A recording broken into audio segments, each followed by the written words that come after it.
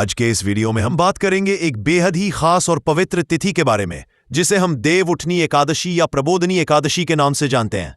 यह तिथि सिर्फ एक साधारण व्रत नहीं, बल्कि भगवान श्री हरि विष्णु की महिमा से जुड़ा एक दिव्य अवसर है। इस दिन से सभी शुभ कार्यों की शुरुआत होती है और घर घर में मंगल का वातावरण बन जाता है। तो आइए जानते हैं विस्तार से देवउठनी एकादशी आखिर क्यों मनाई जाती है, इस दिन का क्या महत्व है। साथ ही हम जानेंगे इस दिन की पूजा विधि और इस दिन व्रत करने से क्या फल मिलते हैं और तुलसी विवाह कब किया जाएगा। तो वीडियो को अंत तक जरूर देखें। वीडियो में आगे बढ़ने से पहले जो भी अपने घर को धन और खुशियों से भरना चाहता है वो इस वीडियो को लाइक जरूर करे। चलिए भक्तों, वीडियो को शुरू करते हैं। देवउठनी एकादशी से शुभ कार्य की शुरुआत होती है और इसे धर्म, अर्थ, काम और मोक्ष देने वाली तिथि मानी गई है। अब बात करते हैं साल 2025 की। आखिर इस दिन की तिथि और शुभ मुहूर्त क्या रहेगा। देवउठनी एकादशी का व्रत होगा 1 नवंबर शनिवार को। एकादशी तिथि शुरू होगी सुबह 9:11 पर और यह तिथि समाप्त होगी 2 नवंबर को सुबह 7:31 पर। व्रत पारण का शुभ समय रहेगा 2 नवंबर को दोपहर 1:01 से 3:03 तक। अब जानते हैं इस दिन की संपूर्ण पूजा विधि के बारे में। आखिर आपको इस दिन किस प्रकार से पूजा करनी है। सबसे पहले आपको सुबह जल्दी उठना है, स्नान करना है, आपको शुद्ध वस्त्र पहनने हैं और आपको एक संकल्प लेना है कि आप आज देवउठनी एकादशी का व्रत कर रहे हैं।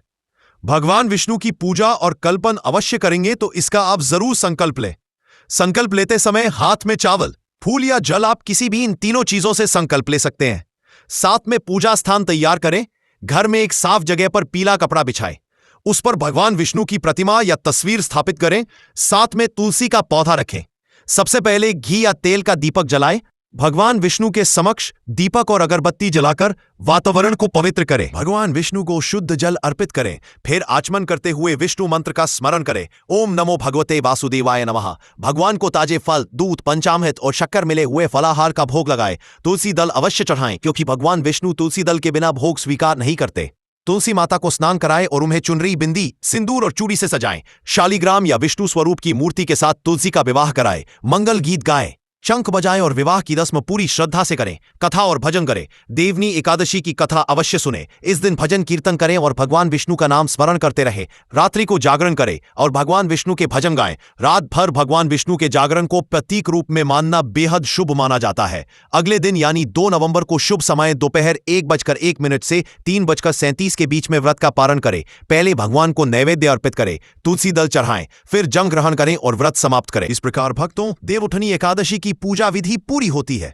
श्रद्धा और भक्ति से किया गया यह व्रत व्यक्ति के जीवन से सभी दुख दूर करता है और घर में सुख समृद्धि लेकर आता है। चलिए अब जानते हैं आखिर तुलसी विवाह कब किया जाएगा। देवउठनी एकादशी 1 नवंबर शनिवार के दिन ही तुलसी विवाह भी किया जाएगा। लेकिन ध्यान रखें, तुलसी विवाह एकादशी के दिन से लेकर कार्तिक पूर्णिमा यानी 5 नवंबर बुधवार तक मनाया जा सकता है। मतलब यदि कोई भक्त उस दिन तुलसी विवाह ना कर पाए तो वह 5 नवंबर तक कर सकते हैं। तुलसी विवाह का सही दिन और मुहूर्त रहेगा 1 नवंबर शनिवार को प्रातः काल पूजा के बाद से लेकर संध्या तक आप तुलसी विवाह कर सकते हैं। इसके अलावा 5 नवंबर को कार्तिक पूर्णिमा के दिन भी तुलसी विवाह किया जा सकता है। तुलसी विवाह को भगवान विष्णु और देवी तुलसी के विवाह के रूप में मनाया जाता है। इस दिन का महत्व बहुत ही गहरा है। इसके बाद ही हिंदू धर्म में सभी मांगलिक कार्य जैसे शादी, ब्याह, गृह प्रवेश, यह सब चीजें शुरू होने लगती है।